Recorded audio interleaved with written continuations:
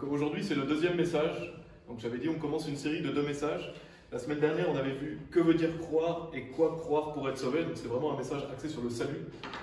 Et aujourd'hui on va voir dans une deuxième partie qu'est-ce que c'est que la foi sans les œuvres est morte. Et on va expliquer un peu Jacques chapitre 2. Donc c'était bien la semaine dernière parce qu'on a pu définir justement ce que c'était que la foi, ce que c'était que croire. Et comme ça on pourra un peu mieux détailler qu'est-ce que veut dire la foi sans les œuvres est morte. Donc on avait vu que croire ça veut dire avoir confiance, ça veut dire compter sur, se reposer sur. Donc pour être sauvé, il suffit de croire en Jésus-Christ. La Bible dit crois au Seigneur Jésus-Christ et tu seras sauvé. Mais croire ça veut dire justement avoir confiance en ce que Jésus a fait pour nous. Et donc on avait vu justement aussi en quoi on doit croire pour être sauvé. Donc croire ça veut dire avoir confiance. Et en quoi on doit croire? Déjà il faut croire à l'évangile, bien sûr. C'est la mort, l'ensevelissement et la résurrection de Jésus-Christ. Donc on doit croire dans l'évangile et on doit croire au Jésus, au vrai Jésus de la Bible. Parce que beaucoup de gens disent croire en Jésus et croient dans un faux Jésus. Donc il faut croire au Jésus de la Bible qui est le Fils de Dieu, Dieu fait chair. Et également on avait vu qu'il fallait croire que c'est seulement par la foi et pas par les œuvres. Donc le salut est gratuit. On est sauvé seulement par la foi, pas par les œuvres. Il faut mettre toute sa confiance en ce que Jésus a fait, pas dans nous-mêmes, pas dans nos bonnes actions. On avait vu aussi qu'il faut croire que le salut est pour toujours. Pour être sauvé, il faut croire que Dieu nous sauve éternellement, que Dieu nous donne la vie éternelle, pas la vie temporaire, et qu'on ne peut pas perdre le salut. Et ainsi, à travers ce message, que veut dire croire et quoi croire pour être sauvé, que je vous encourage à voir si vous ne l'avez pas vu, on avait vu que malheureusement, beaucoup de gens qui se disent chrétiens ne sont pas sauvés. Parce qu'ils disent croire en Jésus, mais ils n'ont pas compris ce que c'est que croire. Ou alors ils croient dans quelque chose de faux. Comme par exemple les catholiques, les orthodoxes, les mormons, etc. Qui croient soit dans un faux Jésus, soit qui croient dans leurs bonnes actions, soit qui croient perdre le salut. Et donc cette semaine, en ayant bien défini ce que ça veut dire que la foi, on va étudier Jacques chapitre 2. Donc je vous invite à aller dans Jacques chapitre 2. Et de garder quelque chose, parce que bien sûr, on va revenir souvent à Jacques chapitre 2. Et donc on va étudier qu'est-ce que ça veut dire que la foi sans les œuvres est morte, notamment, et aussi d'autres versets de ce passage.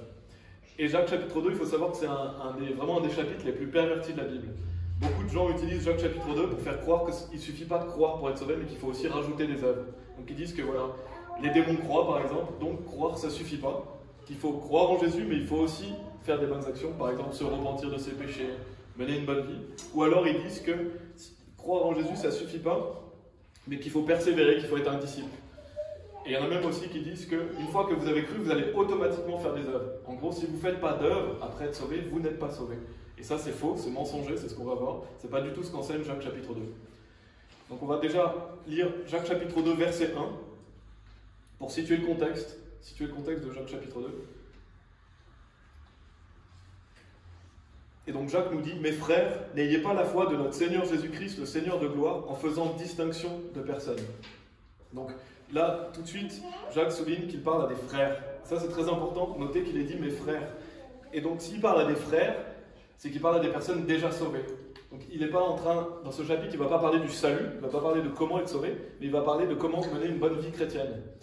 Et donc ça aide beaucoup parce que ça aide à comprendre que ces gens sont déjà sauvés. Donc il ne leur enseigne pas comment être sauvés.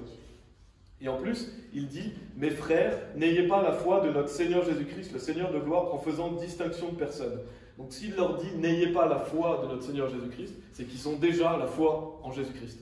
Donc ce sont des gens déjà sauvés qui ont déjà mis leur foi en Jésus-Christ.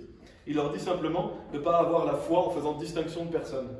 Et donc en étudiant le contexte, on voit que ce sont des gens qui ont déjà cru en Jésus, des gens déjà sauvés. Donc Jacques va leur parler de la vie chrétienne et pas du salut. Et ça aide vraiment à comprendre ce chapitre et ça aide à comprendre le contexte. On va lire Éphésiens chapitre 2 des versets 8 à 10, qui sont des versets très connus, qui nous dit « Car par grâce vous êtes sauvés, par le moyen de la foi, et cela ne vient pas de vous, c'est le don de Dieu, non des œuvres, afin qu'aucun homme ne se vante. » Donc là on a le salut, on est sauvé par la grâce, gratuitement. Le salut est seulement par la foi, pas par les œuvres. Et donc il y a la suite, au verset 10, qui nous dit « Car nous sommes son ouvrage, créé en Christ Jésus à de bonnes œuvres, lesquelles Dieu a ordonnées d'avance afin que nous marchions en elles. » Donc on est son ouvrage, créé en Christ Jésus, parce que quand on est sauvé, Dieu fait de nous son enfant, on est une nouvelle créature. La Bible dit qu'on est créé en droiture et vraie sainteté.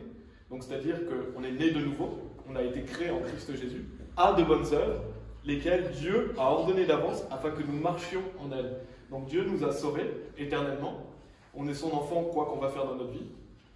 Et ensuite, Dieu veut qu'on marche avec lui. Il a ordonné des œuvres pour nous afin que nous marchions en elles. Alors c'est pas automatique, on va le souligner, c'est pas automatique de faire cela, mais c'est ce que Dieu veut. Et donc là, ça montre qu'il y a le salut qui est gratuit, qui est éternel, et il y a la vie chrétienne qui est tous les jours, qui n'est pas fait pour être sauvé parce que vous êtes déjà sauvé, mais qui est faite pour être agréable à Dieu.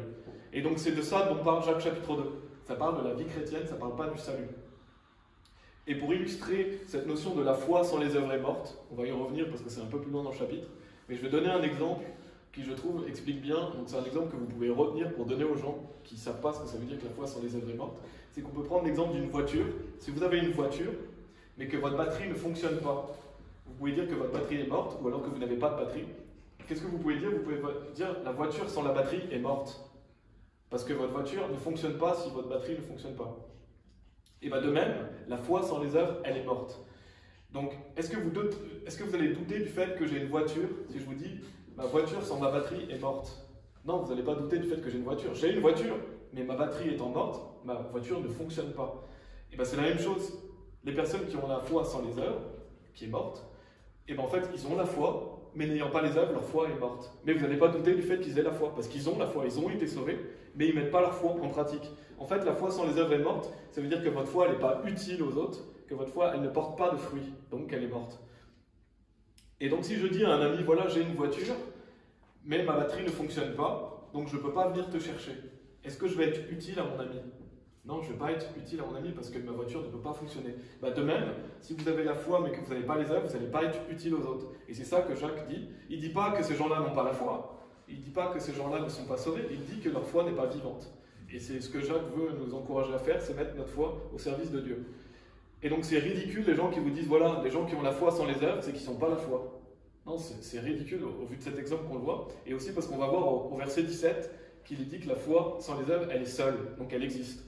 Donc la foi sans les œuvres existe. Ça c'est important de le souligner parce que les faux prophètes disent que la foi sans les œuvres, elle n'existe pas. Et ça c'est un mensonge, elle existe.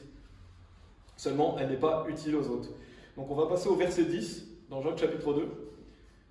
Jacques chapitre 2 verset 10. Donc on va voir plusieurs versets dans ce chapitre qui nous dit « Car quiconque gardera la loi entière et cependant n'enfreindra en un seul point, il est coupable de tous. » Donc la Bible montre que si vous gardez toute la loi mais que vous l'enfreignez en un seul point, vous êtes coupable de toute la loi. Et en fait ce verset détruit la fausse doctrine qui dit qu'il faut se repentir de ses péchés pour être sauvé. Il y a beaucoup de gens qui disent voilà, vous devez vous repentir de vos péchés pour être sauvé. Mais si on devait se repentir de ses péchés pour être sauvé, alors il faudrait pécher dans rien du tout, sinon vous êtes coupable de toute la loi. Donc c'est un mensonge, parce que déjà c'est des œuvres et en plus c'est impossible. Se repentir de ses péchés, ça ne permet pas d'être sauvé. Ce sont des œuvres. Donc si vous croyez qu'il faut se repentir de ses péchés pour être sauvé, vous avez un salut par les œuvres. Donc vous n'êtes pas sauvé, vous avez confiance en vous-même. Parce que si vous enfreignez la loi en un seul point, vous enfreignez toute la loi. Et bien sûr, on sait très bien qu'on en fera la loi en plusieurs points. Parce qu'on est imparfait, on est pécheur. Et dans Jonas chapitre 3, verset 10, dans l'Ancien Testament, il y a un verset qui montre bien que se repentir de ses péchés, changer de vie, c'est une œuvre.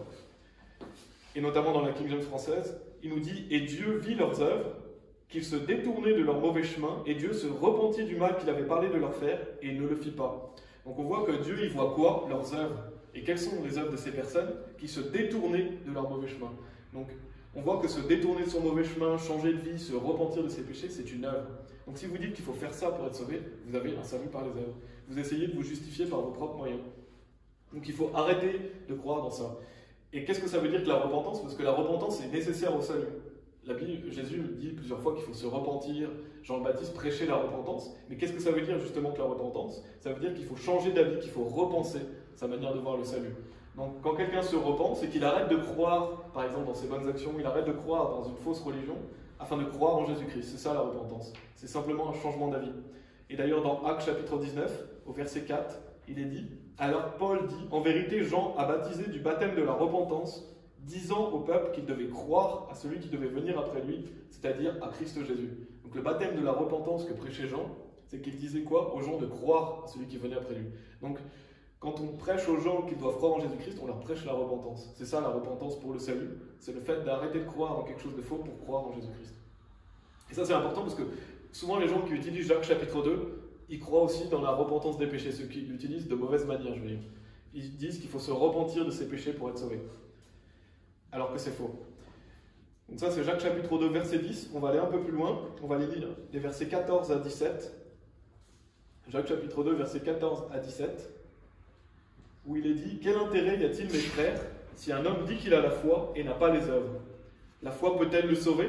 Si un frère ou une sœur sont nus et manquent de nourriture quotidienne, et que l'un de vous leur dise « Allez en paix, soyez réchauffés et rassasiés. Toutefois, si vous ne leur donnez pas ces choses qui sont nécessaires au corps, quel intérêt y a-t-il? Oui, certainement la foi, si elle ne montre aucune œuvre, est morte, étant seule. » Et j'aime beaucoup ce verset 17, parce qu'il dit « Certainement la foi, si elle ne montre aucune œuvre, est morte, étant seule. » Et ça, malheureusement, c'est dans pas beaucoup de versions, mais là, on voit qu'elle est seule. Si elle est seule, c'est qu'elle existe. Donc ce seul verset détruit tous les gens qui vous disent « Voilà, si vous avez la foi sans les œuvres, vous n'avez pas vraiment la foi. » Ben si, parce qu'elle est seule, elle est morte. Et donc on voit dans ce verset que la foi sans les œuvres, elle existe. Et bien sûr, une personne ne va pas obligatoirement faire des œuvres si elle est sauvée, justement, parce qu'on voit, parce que la foi peut être seule. Et dans la King James, c'est being alone. Being alone, ça veut dire étant seul. Et même quand on va dans la Louis II, qui est vraiment une version que je vous dis d'éviter absolument, qui est une mauvaise version, il est dit « Il en est ainsi de la foi, si elle n'a pas les œuvres, elle est morte en elle-même. » Donc même dans cette version, il est dit qu'elle est morte en elle-même. Si elle est morte en elle-même, c'est qu'elle existe. Donc la foi sans les œuvres existe. Et ce verset le prouve. Donc pour en revenir au verset 14, donc dans Jacques chapitre 14, là on a vu le verset 17 qui montre que la foi sans les œuvres est morte étant seule, donc elle existe sans les œuvres. Il est dit « Quel intérêt y a-t-il, mes frères, si un homme dit qu'il a la foi et n'a pas les œuvres? La foi peut-elle le sauver ?» Et là, les gens utilisent ce verset souvent pour dire « Voilà, si vous n'avez la foi mais pas les œuvres, vous ne pouvez pas être sauvé, parce que la foi peut-elle le sauver. » Mais ce n'est pas du tout ce qui est dit. Ça ne parle pas du salut de l'âme, ça ne parle pas d'être sauvé de l'enfer, ça parle d'être sauvé physiquement. Et comment on le sait? Parce que c'est écrit à la suite. Il est dit « Si un frère ou une sœur sont nus et manquent de nourriture quotidienne, et que l'un de vous leur dise « Allez en paix, soyez réchauffés et rassasiés. Toutefois, si vous ne leur donnez pas ces choses qui sont nécessaires au corps, quel intérêt y a-t-il » Donc ça parle d'aider quelqu'un physiquement. Ça parle de son salut physique, parce que le mot « salut », ce n'est pas toujours le salut de l'âme, ce n'est pas toujours le salut éternel, ça peut être le salut physique. Il y a beaucoup de passages qui montrent que sauver, ce n'est pas toujours le salut de l'âme. Et donc, ici, quand il est dit « La foi peut-elle le sauver », c'est si vous dites à quelqu'un qui est dans le besoin « Va en paix, sois rassasié » et que vous ne l'aidez pas, vous ne l'aidez pas physiquement, c'est inutile. Votre foi est inutile à cette personne, donc votre foi, elle ne peut pas le sauver, elle ne peut pas l'aider. Et ça, c'est un concept important dans la Bible. Notamment, vous pouvez aller dans 2 Corinthiens chapitre 8. On va aller plutôt dans Philippiens chapitre 4, pardon. Philippiens chapitre 4. C'est un concept important en tant que chrétien, on doit aider les autres. Et notamment, on doit aider les frères et sœurs. Il est dit dans 2 Corinthiens chapitre 8, versets 14 et 15, « Mais en vue d'égalité, que maintenant à présent votre abondance puisse être un supplément à leurs besoins, afin que leur abondance aussi puisse être un supplément à votre besoin, pour qu'il puisse y avoir égalité. Comme il est écrit, celui qui avait recueilli beaucoup n'avait pas trop, et celui qui avait recueilli peu ne manquait de rien. » Donc on voit que si on a de l'abondance, on doit justement aider les autres qui sont dans le besoin. Et ça, c'est Dieu qui nous le dit, d'aider les gens qui sont dans le besoin. Et donc, Dieu nous récompense, parce que c'est avoir une foi vivante que d'aider les frères et sœurs. Et dans Philippiens chapitre 4, versets 17 et 18, Paul nous parle et nous dit « Non parce que je désire un don, mais je désire le fruit qui puisse abonder pour votre compte. Mais j'ai tout et suis dans l'abondance, je suis comblé, ayant reçu par Épaphrodite les choses que vous m'avez envoyées. Une odeur d'agréable senteur, un sacrifice acceptable, bien agréable à Dieu. » Et donc quand il dit « Je désire le fruit qui puisse abonder pour votre compte », c'est que Paul voulait que ces gens soient récompensés. Il voulait que ces gens lui donnent afin qu'ils puissent prendre part aux fruits que Paul allait porter. Parce que ça, c'est un concept important. Quand vous aidez quelqu'un qui est dans le ministère, alors vous récoltez du fruit de cette personne. Et Paul voulait qu'il soit récompensé. Parce que la Bible dit même « Amassez-vous des trésors dans le ciel ». Donc Paul voulait qu'il soit récompensé. Il voulait qu'il puisse abonder pour votre compte, le compte du paradis, les récompenses éternelles. Donc Paul se réjouissait qu'il l'aide afin que ces gens-là puissent être récompensés au paradis. Parce que tout ce qui est ici est temporaire, tout ce qui est au paradis est éternel. Et c'est pour ça qu'on doit travailler. On doit travailler pour le fruit, pour la vie éternelle. Et il est dit aussi que leurs aides sont une odeur d'agréable senteur, un sacrifice acceptable, bien agréable à Dieu. C'est agréable à Dieu si vous aidez les gens et si vous aidez les frères et sœurs. Et dans Galates chapitre 6, verset 10, il est dit « Comme nous en avons donc l'opportunité, faisons du bien à tous les hommes, plus particulièrement à ceux de la maison de la foi. » Donc Dieu veut qu'on soit généreux envers les gens. Et d'ailleurs, la Bible dit que si vous avez l'occasion de faire du bien et que vous ne le faites pas, c'est un péché. Et donc de faire du bien à tous les hommes, c'est très important d'aimer notre prochain. Et il dit plus particulièrement à ceux de la maison de la foi. Donc Dieu, c'est agréable à lui quand on aide les frères et sœurs qui sont dans le besoin. Et donc dans Jacques chapitre 2, des versets 14 à 17 qu'on regarde, on voit que si vous n'aidez pas les gens, alors votre foi ne va pas les aider, votre foi n'est pas vivante. Et donc Jacques encourage les gens à s'aider. Verset 18, donc Jacques chapitre 2, verset 18, il est dit « Oui, un homme peut dire, tu as la foi et j'ai des œuvres. Montre-moi ta foi sans tes œuvres et je te montrerai ma foi par mes œuvres. » Et donc, si vous ne faites pas d'œuvres, les autres ne peuvent pas savoir que vous avez la foi. Donc, c'est par vos œuvres que les autres voient votre foi, parce que votre foi est vivante, elle est visible en fait. Dieu sait que vous êtes sauvés, parce qu'à partir du moment où vous avez cru, vous êtes sauvés. Dieu voit votre foi, mais les autres ne la voient pas. Et donc, par vos œuvres, les autres vont voir votre foi. Et donc ici, Jacques, il invite les gens à montrer leur foi par leurs œuvres. En fait, c'est un verset qui provoque les frères et sœurs à montrer leur foi. Il leur dit « Montre-moi ta foi sans tes œuvres et je te montrerai ma foi par mes œuvres. » Donc c'est ça qu'on doit faire, on doit montrer notre foi par nos œuvres. Et ça, Jacques provoque les chrétiens justement à agir. Verset 19 « Tu crois qu'il n'y a qu'un seul Dieu, tu fais bien, les diables aussi le croient et tremblent. » Et je vous invite à aller sur la chaîne YouTube, j'ai fait une vidéo complète sur ce verset, mais je vais le résumer ici, parce que c'est un verset, encore une fois, qui est beaucoup utilisé par les faux prophètes. On a la foi sans les œuvres mortes qui est beaucoup utilisé, mais on a aussi celui-là. Et donc, on va voir un peu ce verset. Tu crois qu'il n'y a qu'un seul Dieu, tu fais bien, les diables aussi le croient et tremblent. Et dans un premier temps, on va voir qu'est-ce que ce verset n'enseigne pas. Donc retenez bien, c'est qu'est-ce que ce verset n'enseigne pas, pour justement voir ce qu'il enseigne. Et en voyant ce qu'il n'enseigne pas, on peut contredire les faux enseignements qui sont donnés là-dessus, et on peut enlever des doutes. Et donc, qu'est-ce que ce verset n'enseigne pas? Il n'enseigne pas le salut. Donc ça, c'est très important, ce verset n'est pas en train d'expliquer comment être sauvé. Et pourquoi justement dire ce qu'il n'enseigne pas? Parce qu'il y a beaucoup de gens, et notamment un faux prophète qui est très présent sur Internet, qui a fait une vidéo, j'ai vu, et il dit quoi? Il dit croire en Jésus n'a jamais sauvé personne. Donc c'est horrible, c'est vraiment répugnant, ce monsieur est un fils du diable, c'est certain, pour dire des choses aussi horribles, parce qu'il entraîne beaucoup de gens dans ses hérésies, mais il a l'audace de dire que croire en Jésus n'a jamais sauvé personne. Pourtant la Bible répète sans arrêt que croire suffit pour être sauvé, mais lui dit que croire en Jésus n'a jamais sauvé personne.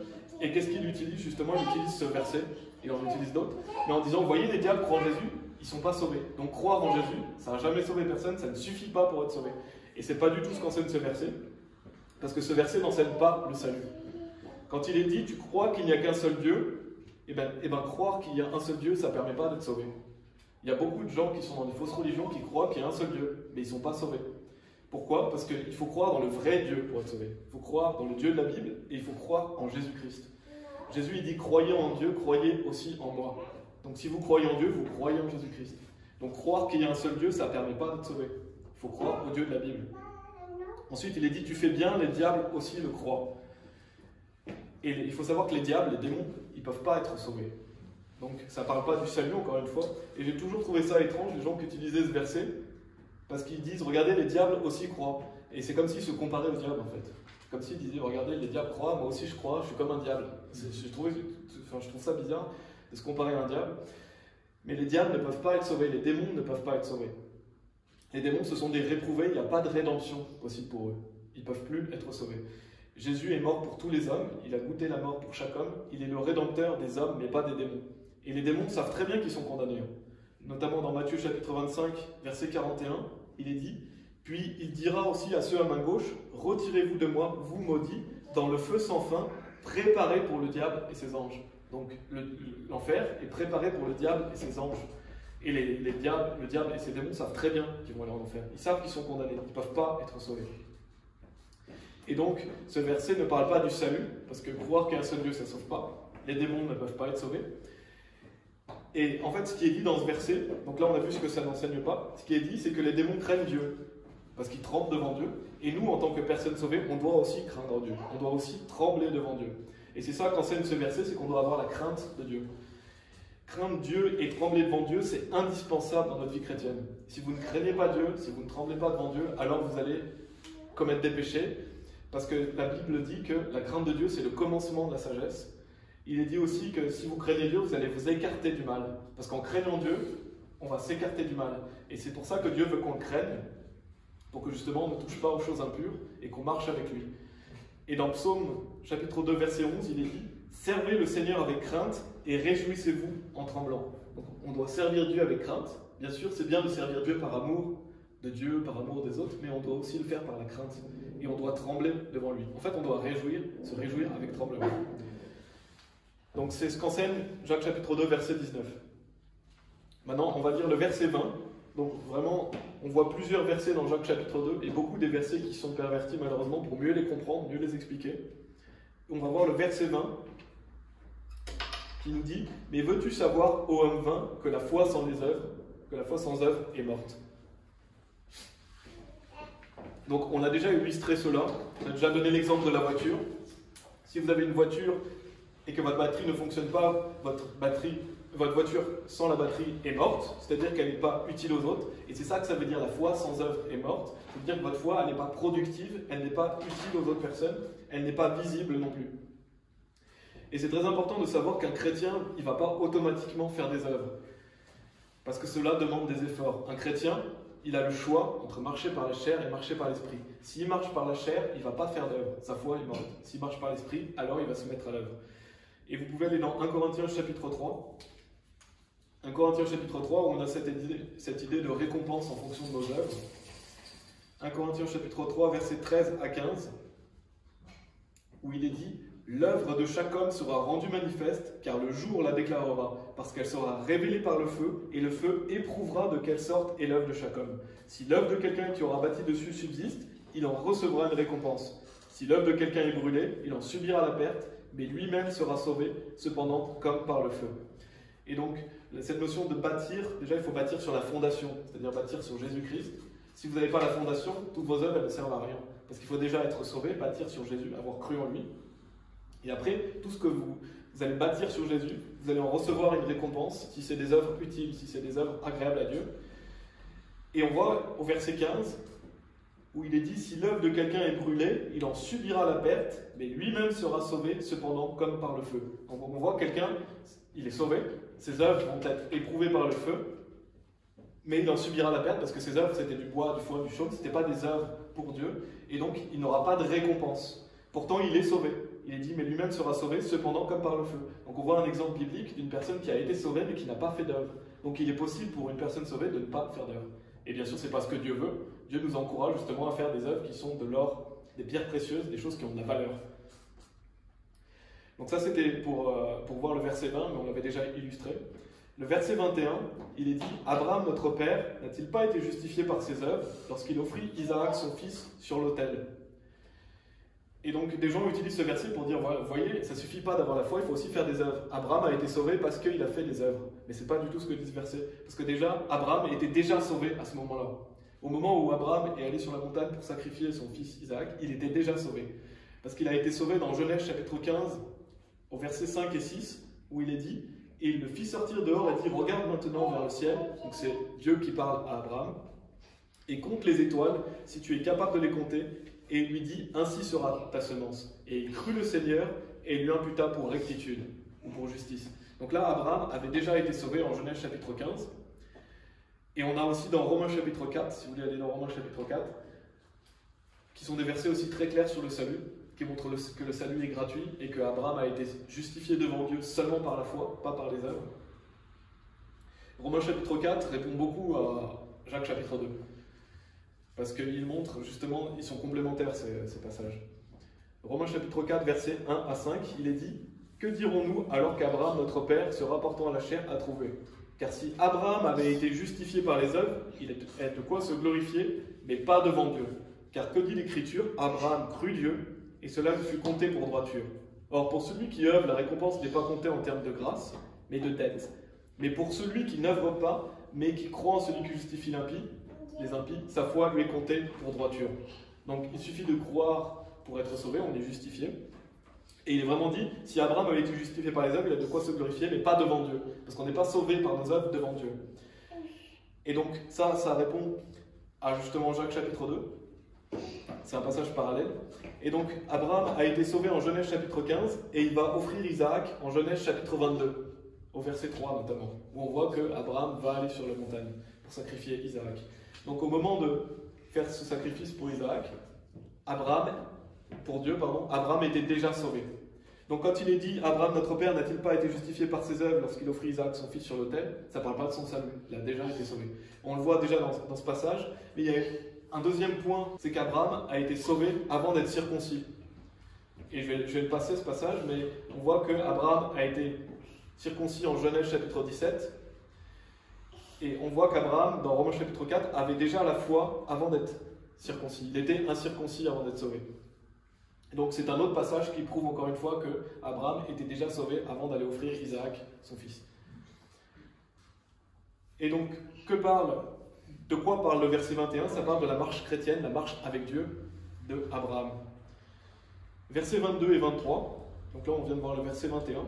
Versets 22 et 23, il est dit: vois-tu comment la foi est effectuée avec ses œuvres, et que par les œuvres la foi fut rendue parfaite, et l'écriture a été accomplie, laquelle dit: Abraham crut Dieu, et cela lui fut imputé en tant que droiture, et il fut appelé l'ami de Dieu. Donc, justement, on voit, vois-tu comment la foi est effectuée avec ses œuvres, c'est-à-dire que si vous avez une foi vivante, vous allez faire des œuvres pour Dieu. Et il est dit que par les œuvres, la foi fut rendue parfaite. Et c'est ça l'objectif de Jacques chapitre 2, c'est que vous ayez une foi parfaite, c'est-à-dire complète. En fait, Dieu veut que vous puissiez mettre votre foi à l'action afin que votre foi soit rendue parfaite. On l'a vu dans Ephésiens chapitre 2, verset 10, que Dieu a des œuvres ordonnées d'avance pour nous. Et on le voit dans 2 Pierre chapitre 1, 2 Pierre chapitre 1, des versets 5 à 8, qui nous dit justement « ajoutez à votre foi ». Il est dit « ajoutez à la foi la vertu, et à la vertu la tempérance, pardon, la connaissance, et à la connaissance la tempérance, etc. » Donc on voit que Dieu veut qu'on rajoute des choses à notre foi. Si on doit rajouter à notre foi, c'est parce que ce n'est pas automatique. On ne va pas automatiquement faire ces choses, il faut faire des efforts. Et ça montre que, justement, on doit rendre notre foi parfaite, et c'est l'objectif de Jacques chapitre 2.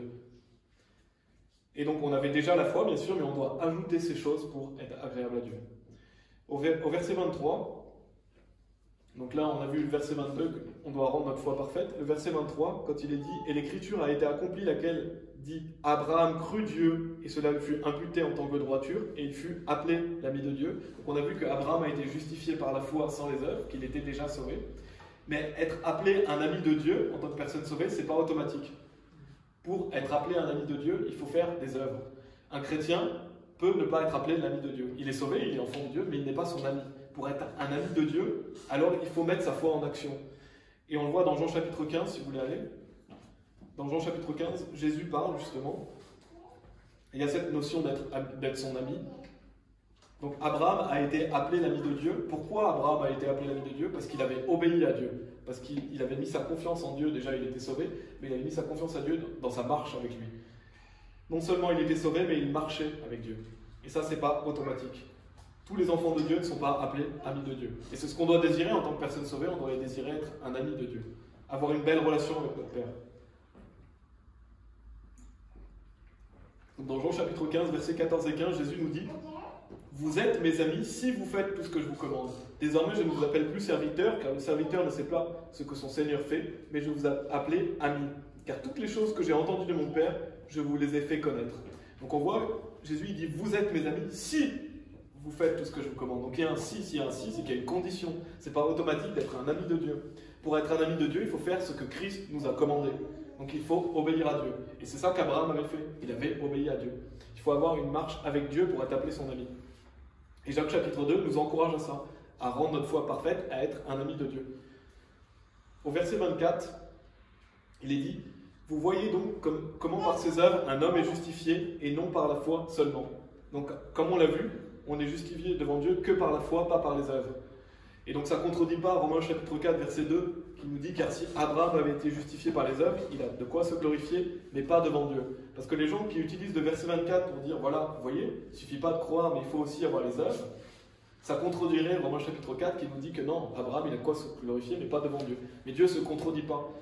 En fait, Dieu, quand il dit: vous voyez donc comment par ses œuvres un homme est justifié et non par la foi seulement, il ne parle pas du salut de l'âme encore une fois. Il parle d'avoir une foi vivante. Il parle du fait d'être justifié devant les hommes. Parce que si vous faites des œuvres, vous êtes justifié devant les hommes. Et il parle aussi du fait que vous devez être agréable à Dieu pour être appelé son ami. Donc, Jacques chapitre 2, verset 24 ne parle pas du salut, ça parle de la marche avec Dieu. Pour terminer, je vous laisse aller dans Philippiens chapitre 3. Philippiens chapitre 3. Donc, pour faire un résumé de ce qu'on a vu, Jacques chapitre 2, ça s'adresse à des personnes déjà sauvées. Il dit: mes frères, il dit: n'ayez pas la foi de notre Seigneur Jésus-Christ. Ces gens ont déjà mis leur foi, ils sont déjà sauvés. Donc en fait, ça parle de la vie chrétienne. En fait, Jacques, il encourage les chrétiens à marcher avec Dieu. Il leur dit de mettre en pratique leur foi, de faire des œuvres et de rendre leur foi parfaite, c'est-à-dire complète. C'est ça que Dieu veut qu'on fasse. Il veut qu'on ajoute à notre foi la vertu la connaissance, etc. Pour que nous puissions être utiles aux autres, pour que nous puissions être matures dans notre vie de chrétien. Et tout ça nous permettant d'être au service de Dieu, d'être bénis dans cette vie, mais d'être récompensés après aussi. On a vu par l'exemple de la voiture que c'est complètement ridicule de dire que la foi sans les œuvres, elle n'existe pas. Elle existe, mais elle est simplement morte. Elle n'est pas utile. Et ça, c'est la différence entre être sauvé et être un disciple, encore une fois. Vous êtes sauvé gratuitement pour toujours, vous êtes enfant de Dieu. Mais pour être disciple, il y a un si. Ce si, c'est se mettre à l'action, c'est marcher avec Dieu. Et ce n'est pas automatique. Donc dans Philippiens chapitre 3, versets 20 à 21, Philippiens chapitre 3, versets 20 à 21, qui nous dit « Car notre comportement est dans le ciel, de là aussi nous attendons le Sauveur, le Seigneur Jésus-Christ, qui changera notre corps vil, afin qu'il puisse être façonné, semblable à son corps glorieux, son l'œuvre par laquelle il est capable même d'assujettir toutes choses à lui. » Ça, c'est des versets vraiment magnifiques, je trouve. Mais ce que je veux souligner, il est dit « Car notre comportement est dans le ciel. » Donc, en tant que chrétien, notre comportement, il n'est pas sur terre, il est dans le ciel. Et ça, c'est très important, on doit s'en rappeler tous les jours. Et le comportement, c'est les actions qu'on fait, c'est les œuvres qu'on fait. Donc en fait, les actions et les œuvres qu'on fait sont du ciel, elles ne sont pas terrestres. Si vous faites tout en sorte pour justement vivre dans cette vie terrestre, si vous êtes charnel, vous allez agir, votre comportement sera terrestre. Mais ce n'est pas ce que Dieu veut. Dieu veut que notre comportement soit dans le ciel. Et si votre comportement est dans le ciel, si vos œuvres sont pour la gloire de Dieu, alors votre foi va être vivante. Parce que vous allez produire du fruit à Dieu, et vos œuvres seront pour Dieu, elles ne seront pas pour vous-même. On n'est pas là pour se glorifier, on est là pour glorifier Dieu. Et donc ça, c'est une belle conclusion de Jacques chapitre 2, que votre comportement soit dans le ciel, que vous mettiez votre foi en action pour des œuvres qui sont pour Dieu, pas pour vous-même. Et voilà, on va terminer par la prière. Merci Seigneur, car par ta parole, on peut répondre à ces versets qui sont souvent mal utilisés, qui sont justement malheureusement grandement pervertis de Jacques chapitre 2. Mais Jacques chapitre 2 n'enseigne pas le salut, ça enseigne la vie chrétienne. On sait très bien que ton salut est gratuit, Romains chapitre 4 est clair, qu'on est sauvé seulement devant toi par la foi, pas par les œuvres. Donc une fois que nous sommes sauvés, nous faisons les œuvres pour ta gloire, nous faisons des œuvres pour être récompensés, non pour être sauvés. J'espère que les personnes qui ont écouté ce message et qui n'ont pas compris cela, je prie pour que tu les éclaircisses, je prie pour qu'ils puissent voir la vérité en face, que le salut est gratuit et que cela demande des efforts de faire des œuvres. Et je prie pour que nous puissions justement en tant que personnes sauvées ajouter à notre foi toutes ces choses que tu nous commandes de faire afin d'être agréables, afin de porter du fruit, que nous puissions nous aimer les uns les autres, nous aider et nous réconforter et nous fortifier en toi. Au nom de Jésus-Christ. Amen.